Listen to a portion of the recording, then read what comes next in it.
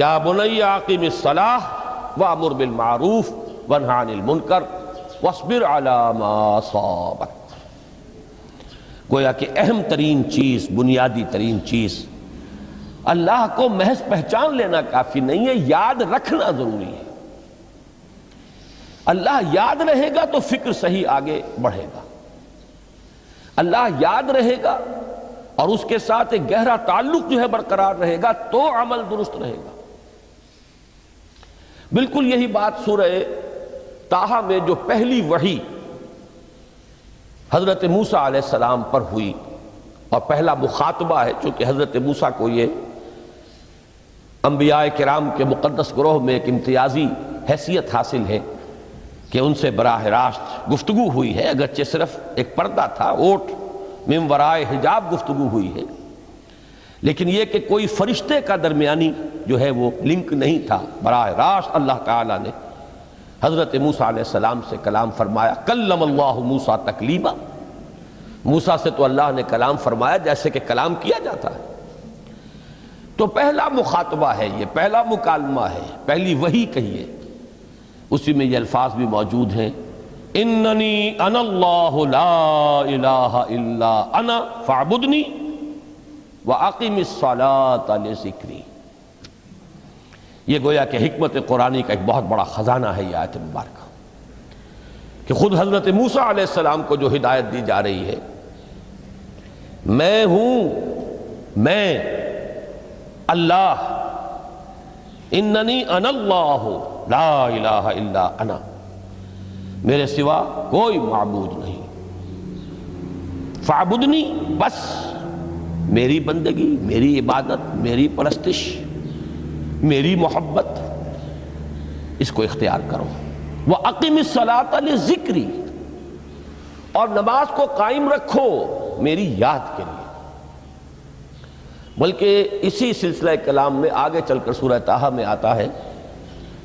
کافی گفت و شنید کے بعد جب حضرت موسیٰ نے کچھ معذرت بھی کی، کچھ دعائیں بھی کی، اللہ نے ایک دعا قبول بھی کی کہ ان کے بھائی کو بھی شریک کر دیا، حضرت ہارون کو بھی۔ اس کے بعد پھر جب فرمایا کہ اب جاؤ فرعون کی طرف، تو اس میں فرمایا وَلَا تَنِيَا فِي ذِكْرِي، اور دیکھنا یہ جو عظیم مشن تمہارے کندھے پر آ گیا ہے، بڑا بھاری اور کٹھن ایک فرض ہے جو تم پر عائد ہو گیا ہے، اس کے لیے سب سے بڑی تمہارے پاس جو قوت کا ذریعہ ہے وہ نماز ہے۔ اقیم فلا تنیا عن ذکری، میری یاد میں کبھی غفلت نہ کرنا، اس میں کبھی کوئی کمی نہ آنے دینا۔ جیسا کہ میں نے عرض کیا تھا کہ جیسے ہی وہ تعلق جو ہے کمزور پڑتا ہے یا منقطع ہو جائے معاذ اللہ، تو پھر انسان گویا کہ شیطان کے لیے ایک لقمہ تر بن جاتا ہے۔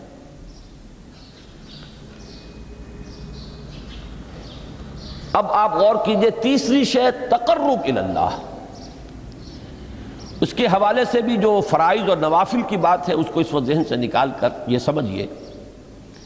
کہ اس میں نماز کا کیا مقام ہے، اس لیے کہ نماز فرض بھی ہے، نماز نفل بھی ہے، وہ تو ان دونوں میں شریک ہو جائے گی۔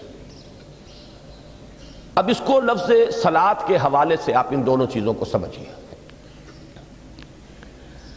صاد لام واو یا یہ چونکہ حروف علت ایک دوسرے سے بدلتے رہتے ہیں، یہ جو مادہ ہے اس کی جو خالص لغوی اصل ہے، جو خالص عربی زبان میں اس کا بنیادی مفہوم ہے، وہ آگ جلانا یا آگ تاپنا یا آگ سینکنا، حرارت حاصل کرنا۔ لہذا بار بار آتا ہے جہنم کے ذکر میں، اسلوہا، اب جلو اس میں، تاپو اس کو، یہ سینکے گی تمہیں۔ بلکہ تفتلون کا لفظ آیا ہے حضرت موسیٰ کے کلام میں، جب وہ گئے تھے کوہ طور پر، جب پہنچ گئے تو تھے آگ تک کی تلاش میں، لعلکم تفتلون، تو اپنے اہل خانہ سے یہی کہا تھا کہ مجھے کہیں وہ روشنی نظر آ رہی ہے، غالباً کوئی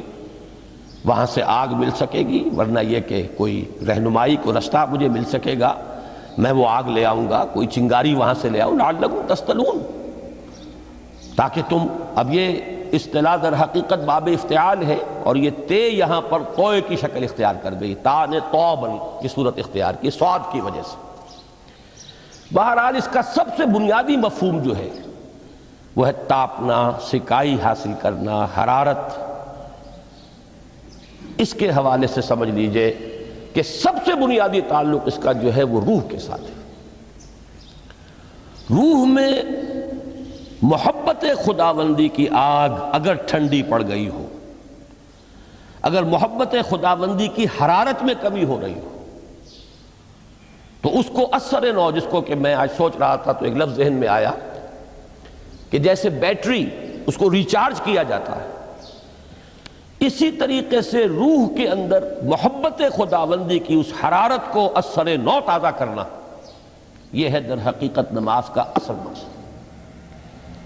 اس لیے کہ اس لفظ کا بنیادی مفہوم، اصل لغوی مفہوم تو یہ، اگرچہ اس کا سب سے زیادہ کثرت سے جو استعمال ہوتا ہے، اور لفظ صلاۃ جس سے در حقیقت جس تصور پر مبنی ہے وہ ہے اقدام، کسی کی طرف متوجہ ہونا اور پھر دعا۔ صلاۃ کا سب سے قریبی مفہوم لفظی جب بیان کیا جائے گا، اس سے مراد، اس کے معنی تو دعا اس میں اہم ترین ہے۔ کسی کی طرف توجہ کرنا، مناجات کرنا، گفتگو کرنا، مخاطبہ، مکالمہ، دعا، یہ در حقیقت صلاۃ کا سب سے بڑا اصطلاحی مفہوم ہے۔ لیکن جو اس کا مادہ ہے، صاد لام واو یا صاد لام یا، اس کا اصل مفہوم جو ہے وہ تاپنا، حرارت حاصل کرنا۔ تو ان دونوں کے حوالے سے عرض کر رہا ہوں، وہ تاپنا اور حرارت حاصل کرنا وہ ہے روح کے اعتبار سے۔ وہ جو کہا اقبال نے کہ بجھی عشق کی آگ اندھیر ہے، مسلمان نہیں راہ کا ڈھیر۔ یہ عشق کی آگ جب بجھ جاتی ہے، در حقیقت یہی تو انسان کی روحانی موت ہے۔ جب یہ نہ رہے تو چاہے منطق میں بہت انسان ماہر ہو۔ مجھے اقبال کا ایک شعر یاد آیا ہے، تقابل کرتے ہوئے ایک انسان محکوم اور ایک انسان حر، آزاد انسان، ان کی نفسیات میں جو بنیادی فرق علامہ اقبال نے مختلف مواقع پر بیان کیے ہیں۔ محکوم ہے بیگانہ اخلاص و مروت، ہر چند کے منطق کی دلیلوں میں ہے چالاک۔ تو منطق کی دلیلوں میں انسان چالاک ہو جائے اور وہ لغت ہائے حجازی کا وہ ایک خزانہ بن جائے، اسے تمام الفاظ کے معنی یاد ہو، وہ بڑے مسائل فقہ کے اسے ازبر ہو، جزیات، بے انتہا جزیات جو ہیں وہ مستحضر ہو، فلسفے کے بڑے بڑے مسئلے اس نے حل کر لیے ہوں، لیکن اگر روح میں وہ اللہ کی محبت کی آگ نہیں ہے، وہ تپش نہیں، بجھی عشق کی آگ اندھیر ہے، مسلمان نہیں راہ کا ڈھیر۔ اسی کے حوالے سے آج مجھے یاد آیا تھا کہ وہ جو بڑی سادہ سی ایک نظم ہے، اللہ تعالیٰ سے دعا، یا رب دل مسلم کو وہ زندہ تمنا دے، اس میں بھی جو الفاظ آئے ہیں جو روح کو گرما دے اور قلب کو تڑپا دے، یہ ہے اصل جو مقصود ہے نماز کا۔ اور یہی وہ چیز ہے جیسا کہ میں نے عرض کیا تھا کہ نگاہوں سے اوجھل، یہ پہلو سامنے ہے ہی نہیں، دوسرا پہلو سامنے ہے اور وہ بھی میرے نزدیک بہت اہم ہے، بہت بنیادی ہے، اس میں کوئی شک نہیں، لیکن یہ ہے بلند ترین منزل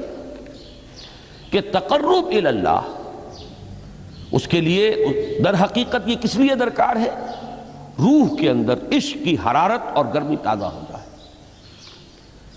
بسا اوقات یہ اندر دب جاتی ہے، جیسے انگارہ ہوتا ہے آگ کا، اس کے اوپر خاک اور راکھ آ جاتی ہے، اندر کچھ ہوتی ہے، آگ دبی ہوئی سمجھ، آگ بجھی ہوئی نہ جان، اس دبی ہوئی آگ کو پھر ایک شعلہ بنانا، پھر اس کے اندر ایک حیات تازہ پیدا کرنا،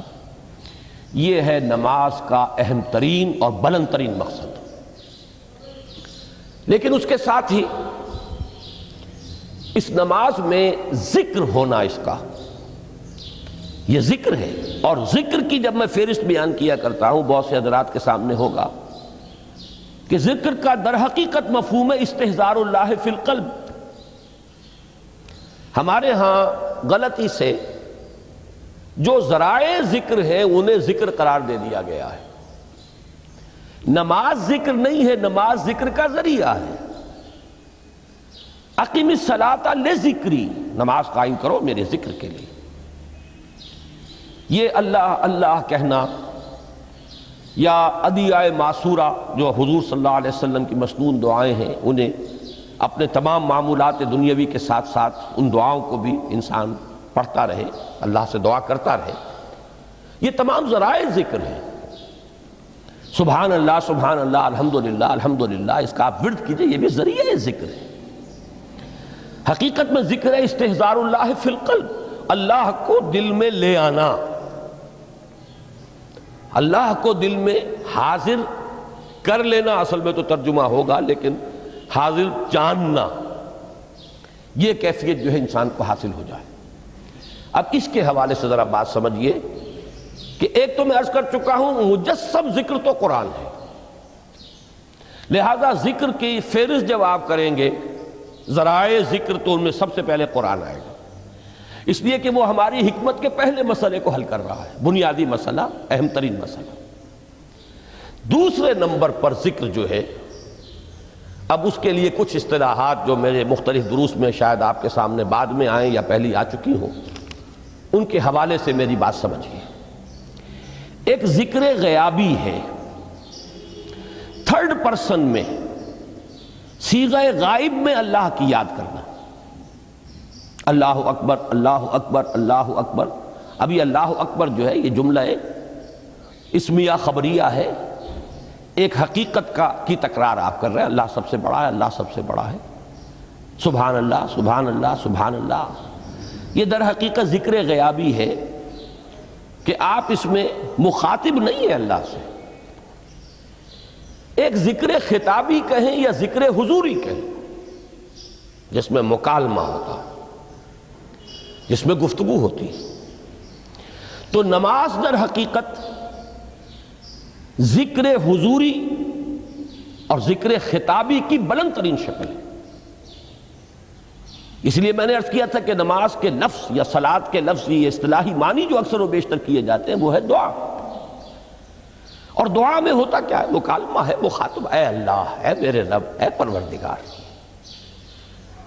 پھر یہ کہ اس میں اقدام اور کسی کی طرف متوجہ ہونا، یہی وجہ ہے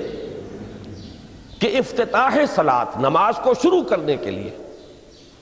ایک تو وہ الفاظ جو قرآن مجید میں آئے ہیں، انی وجہت وجہی للذی فطر السماوات والارض حنیفا وما انا من المشرکین، یہ ہے توجہ کا ارتکاز، بشرطے کہ یہ صرف الفاظ ہی نہ نکل رہے ہوں، واقعتاً یہ تعبیر ہو اس وقت کی انسان کی نفسیاتی کیفیت کی، کہ شعوری طور پر وہ فیصلہ کرتا ہے کہ اب میں منقطع ہو رہا ہوں، ہر چہار طرف سے اپنی توجہ کو ہٹا کر، ہر مسئلے سے اپنے آپ کو خالی و ذہن کر کے، یعنی ظاہری اور باطنی دونوں اعتبار سے میں اپنی توجہ کا ارتکاز کر رہا ہوں اس ذات کی طرف جس نے آسمانوں اور زمین کو پیدا کیا، اور بالکل یکسو ہو کر رہا ہوں۔ انی وجہت وجہی للذی فطر السماوات والارض حنیفا وما انا من المشرکین۔ اور دوسری وہ جو دعا جس سے ہم افتتاح کرتے ہیں اپنی نماز کا، دیکھیں اس میں خطاب کا کس قدر اہتمام ہے، وہاں سبحان اللہ نہیں ہے، سبحانک اللہم، پاک ہے تو اے رب ہمارے، وبحمدک وتبارک اسمک وتعالی جدک۔ اب آپ غور کر رہے ہیں، یہ ہے تخاطب، براہ راست مخاطب ہونا۔ یہ گویا کہ لب لباب میں آپ کے سامنے عرض کر رہا ہوں علامہ اقبال کے خطبے کا، دی میننگ آف پریئر ان اسلام۔ خطبات جو ہیں ان کے مشہور، ان میں غالباً یہ تیسرا یا چوتھا لیکچر ہے کہ اس میں تصور یہ دیا گیا ہے کہ دو ہی انائیں ہیں، ایک انائے کبیر اننی انا اللہ لا الہ الا انا، یہ وہ انائے کبیر ہے، انائے مطلق ہے، میں، بہت بڑی میں، جس کو کہ علامہ اقبال نے کہا دی بگ آئی ایم۔ یہ بگ آئی ایم جو ہے وہ سورہ طٰہٰ کی اس آیت میں ہے اور میرے علم کی حد تک کوئی اور مقام نہیں ہے جس میں اس قدر جلال ہو۔ اللہ نے اس طور سے اپنی انانیت کبریٰ اور انانیت مطلقہ کا اظہار اس بلند آہنگ کے ساتھ کیا ہو، اننی انا اللہ لا الہ الا انا۔ وہ انائے کبیر اور یہ انائے صغیر، یہ انائے محدود، یہ چھوٹی سی ایک انا ہے، میں، یہ میں ہوں۔ آپ جب کہتے ہیں میں، بڑی محدود سی ایک انا، دی فائنائٹ ایگو، انائے محدود اور انفائنائٹ ایگو۔ اور صلاۃ اصل میں کیا ہے؟ اس چھوٹی انا کا بڑی انا کے سامنے آ کر، روبرو ہو کر، وہ جو کبھی ٹیلی ویژن کا ایک پروگرام ہوا کرتا تھا، روبرو ہو کر خطاب۔ ایک ہے وہ صیغہ غائب میں تکرار، سبحان اللہ سبحان، وہ بھی بہت اہم ہے، اس کا اپنی جگہ پر فائدہ ہے، لیکن ہر شے کے درجے ہیں۔ گر حفظ مراتب نہ کنی زندگی، اگر آپ ان کے درجوں کا علیحدہ علیحدہ لحاظ نہیں کریں گے تو غلط رخ پر پڑ جائیں گے۔ تو یہ جو دو ذکر خطابی یا ذکر حضوری ہے، نماز اصل میں اس کی بلند ترین شکل ہے۔ یہی وجہ ہے کہ سبحانک اللہم وبحمدک وتبارک اسمک وتعالی جدک ولا الہ غیرک۔ اس کا کی جس قدر تکرار یہاں پر ہے، آپ نے غور کیا، اس میں خطاب ہے، یا پھر یہ کہ یہ کا کی اس طرح کی تکرار آپ کو دعائے قنوت میں ملے گی۔ اللہم انا نستعینک ونستغفرک ونؤمن بک ونتوکل علیک ونثنی علیک الخیر ونشکرک ولا نکفرک۔ اب یہ جو ہے، یہ در حقیقت خطاب کا اندازہ ہے کہ براہ راست گفتگو ہو رہی ہے۔ تو سب سے پہلی بات تو یہ ہوئی کہ ذکر کی ایک شکل ہے ذکر غیابی، دوسری ذکر حضوری، اور ذکر حضوری یا ذکر خطابی کی بلند ترین منزل، بلند ترین اس کا ذریعہ نماز۔ اس کو ایک پہلو سے اور سمجھ لیجئے، سورہ فاتحہ جب پھر ہم پڑھتے ہیں، جسے الصلاۃ کہا گیا ہے، جو لب لباب ہے، خلاصہ ہے، اس میں پھر تدریجاً غیاب سے حضور کی طرف پیش قدمی ہوتی ہے۔ الحمدللہ رب العالمین الرحمن الرحیم مالک یوم الدین، یہ ذکر غیابی ہے، اس میں ابھی خطاب نہیں آیا۔ یہ وہی جملہ اسمیہ ہے، کل تعریف اس اللہ کے لیے ہے جو تمام جہانوں کا پروردگار ہے، مالک ہے، جو رحمان ہے، رحیم ہے، جزا و سزا کے دن کا مختار و مالک ہے۔ اب یہ غیاب سے حضور کی طرف، ایاک نعبد و ایاک نستعین اہدنا الصراط المستقیم، یہ ہے وہ۔ اب پہلے ایک معاہدہ ہے، ایک اقرار ہے، اعتراف ہے، وعدہ ہے، اور پھر دعا ہے، استدعا ہے۔ یہ ہے غیاب سے حضور کی طرف تدریجاً ارتقاء۔ یہی وجہ ہے، اب نوٹ کر لیجئے، وہ چھوٹی سی حدیث یہ بھولنی نہیں چاہیے، الصلاۃ معراج المومنین، اس لیے کہ مخاطبہ الہی براہ راست حضور کو جو حاصل ہوا وہ معراج میں ہوا، التحیات کا مکالمہ وہی ہوا ہے۔ لہذا اس کو نوٹ کر لیجئے کہ باقی جو وحی ہوئی ہے حضرت جبرائیل کے ذریعے سے ہوئی ہے، یا کوئی الہام ہوا ہے، حضور کے قلب مبارک پر کوئی شے القاء کی گئی ہے، تو وہ دوسری نوعیت کی وحی ہے۔ وہ جو مخاطبہ حضرت موسیٰ علیہ السلام کو وہ اس دنیا ہی میں حاصل ہوا ہے، کوہ طور کی بلندیوں پر، یہی ان کی امتیازی شان ہے، کلم اللہ موسیٰ تکلیما۔ یہ براہ راست مخاطبہ جو ہے، یہ حضور صلی اللہ علیہ وسلم کو معراج کی شب یہ آپ کو حاصل ہوا، اور حضور نے اسی لیے نماز کو معراج المومنین قرار دیا، اس لیے کہ اس میں وہی براہ راست مخاطبہ اور مکالمہ اور وہی گفتگو ہے جو ہو رہی ہے۔ اس کے ضمن میں وہ حدیث، اب اس وقت شاید میرا وقت ختم ہونے کے قریب ہو، لیکن وہ حدیث جو اس اعتبار سے حدیث قدسی ہے، اگرچہ بعد میں اس کے جو مزید تفصیل ہے تو حضور صلی اللہ علیہ وسلم نے گویا کہ خود بیان کی ہے، لیکن مسلم شریف کی روایت ہے حضرت ابو ہریرہ رضی اللہ تعالی عنہ سے کہ حضور نے فرمایا یقول اللہ تعالی، اللہ یہ فرماتا ہے، اسی لیے اس کو حدیث قدسی کہیں گے۔ قسمت الصلاۃ بینی و بین عبدی نصفین، میں نے نماز کو اپنے اور اپنے بندے کے مابین آدھا آدھا تقسیم کر دیا ہے۔ اب یہاں تک تو جملہ ہے اللہ کا، یہ ہے حدیث قدسی۔ اب آگے جو ہے نریشن اس کی جو ہے حضور صلی اللہ علیہ وسلم کی جانب سے ہے، یعنی خبر دے رہے ہیں وہ اللہ کی طرف سے ہی۔ ویسے تو تمام احادیث ہی گویا کہ ہم سمجھتے ہیں انسپائرڈ تو اللہ کی طرف سے ہی ہے، لیکن یہ کہ جہاں صراحت ہو کہ اللہ کہتا ہے وہ حدیث قدسی ہے۔ تو یقول اللہ تعالی قسمت الصلاۃ بینی و بین عبدی نصفین، یہاں تک تو حدیث قدسی ہے۔ اب دوسری عام حدیث ہے، اذا قال العبد الحمد للہ رب العالمین یقول اللہ تعالی حمدنی عبدی، جب بندہ کہتا ہے الحمدللہ رب العالمین، پروردگار کہتا ہے میرے بندے نے میری حمد کی۔ جب بندہ کہتا ہے الرحمن الرحیم، پروردگار فرماتا ہے اثنا علی عبدی، میرے بندے نے میری ثنا کی، بڑی تعریف کی۔ جب بندہ کہتا ہے مالک یوم الدین، اللہ فرماتا ہے مجدنی عبدی، میرے بندے نے میری بڑی بزرگی بیان کی ہے، تمجید کی ہے۔ پھر جب بندہ کہتا ہے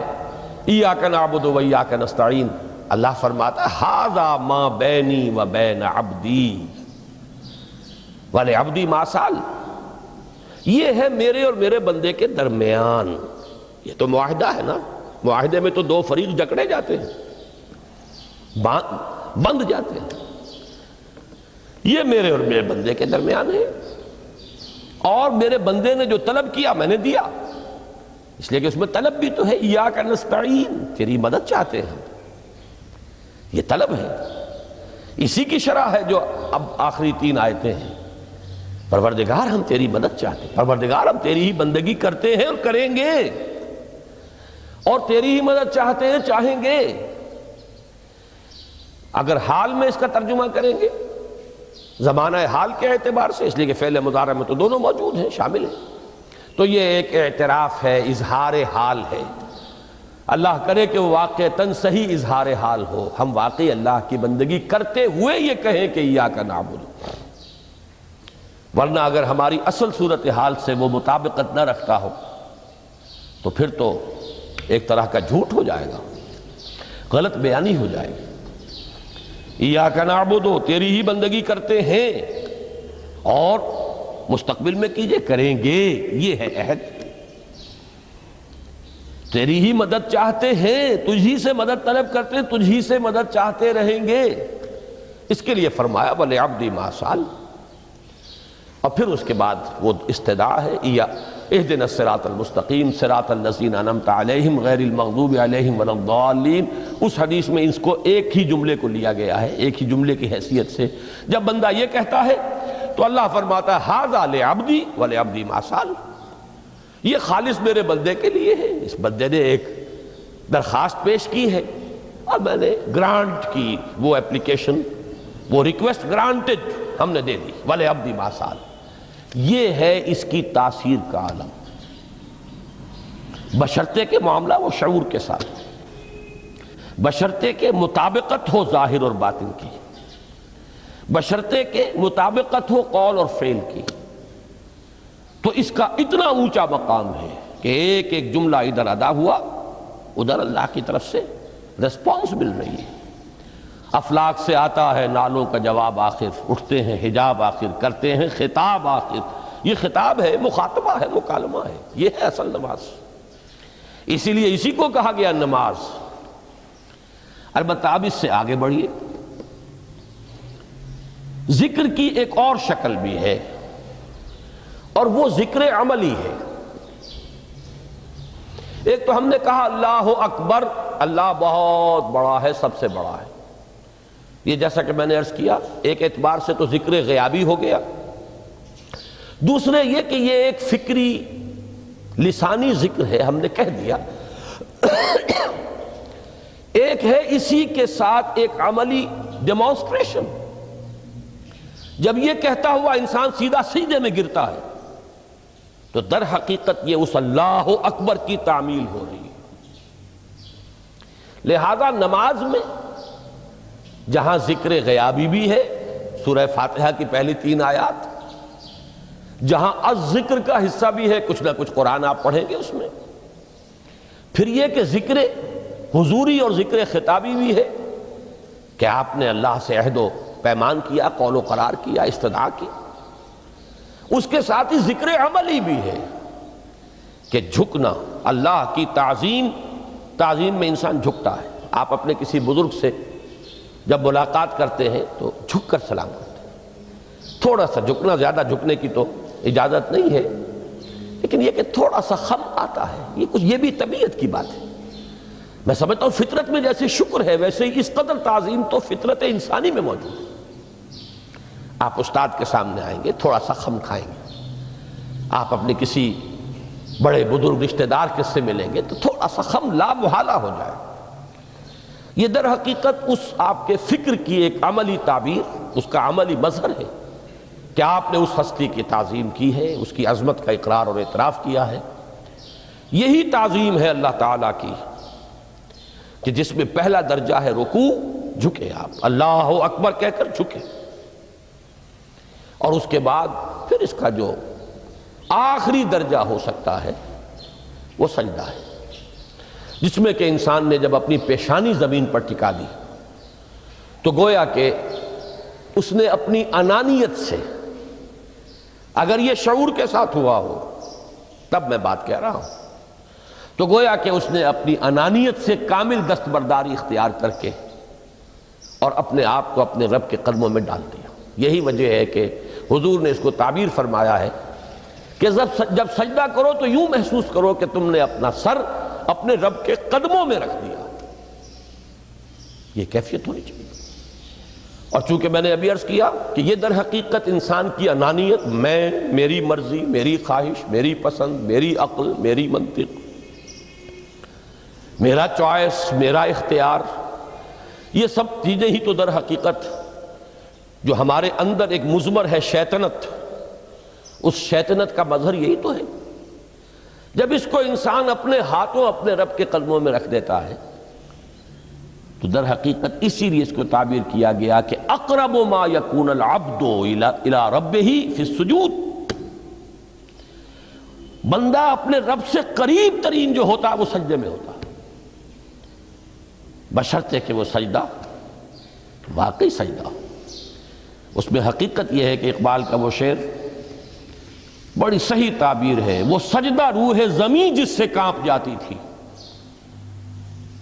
یہ ہے اصل میں تعبیر، اسی کو آج ترستے ہیں منبر و محراب۔ سجدوں پر سجدے اور رکعتوں کے ڈھیر لگ گئے ہوں، اور 17 رکعتیں پوری نماز عشاء کی انسان نے ادا کی ہوں گن گن کر، اور 17 رکعتوں میں آپ کو معلوم ہے 34 تو سجدے ہو ہی گئے، تو سجدوں پر سجدے اور رکعتوں کے ڈھیر، لیکن یہ کہ اگر وہ کیفیت آپ کی صحیح عکاسی نہیں کر رہی ہے آپ کے ذہن کی، آپ کی نفسیاتی کیفیت کی، آپ کی قلبی کیفیت کی، آپ کے شعور کی، تو پھر ٹھیک ہے، ثواب تو ملے گا اس نماز سے بھی، اس لیے کہ ثواب کا نہ ملنا تو ظلم ہوگا، سوائے ایک بات کے کہ اس میں اگر کوئی ریاکاری ہے، دوسروں کو دکھانے کے لیے نماز پڑھی گئی ہے، تو ریاکاری تو زیرو کے مانند ہے کہ اس سے جو شے ضرب کھاتی ہے زیرو ہو جاتی ہے۔ 1 کروڑ کی تعداد عدد کو آپ زیرو سے ضرب دے زیرو ہو گئے، تو ریاکاری تو زیرو کر دینے والی شے، بلکہ زیرو ہی نہیں کرتی، وہ شرک تک پہنچا دیتی ہے۔ من صلی یرائی فقد اشرکا ومن صام یرائی فقد اشرکا ومن تصدق یرائی فقد اشرکا، جس نے دکھانے کے لیے نماز پڑھی اس نے شرک کیا، جس نے دکھانے کے لیے روزہ رکھا اس نے شرک کیا، جس نے دکھانے کے لیے صدقہ خیرات کیا اس نے شرک کیا۔ لیکن یہ کہ اگر یہ بات نہیں ہے، اگر ریاکاری نہیں ہے، کوئی بدنیتی نہیں ہے، تو ایک شخص نے وقت نکالا ہے، اسی وقت میں وہ اپنا کوئی اور کام کر سکتا تھا، کوئی 2-4 پیسے کما سکتا تھا، کوئی اور دھندا دنیا کا جو ہے کرتا، لہذا اگر وہ نہیں ہے، ریا نہیں ہے، تب اس کا اجر تو لازم ہے، اس نے کچھ نہ کچھ ڈیووٹ کیا ہے، کچھ نہ کچھ سیکریفائس کیا ہے، کچھ نہ کچھ قربانی دی ہے، لیکن یہ کہ پھر وہ نماز یہ نہیں ہے، وہ سجدہ روح زمیں جس سے کانپ جاتی تھی، اسی کو آج ترستے ہیں منبر و محراب، وہ سجدہ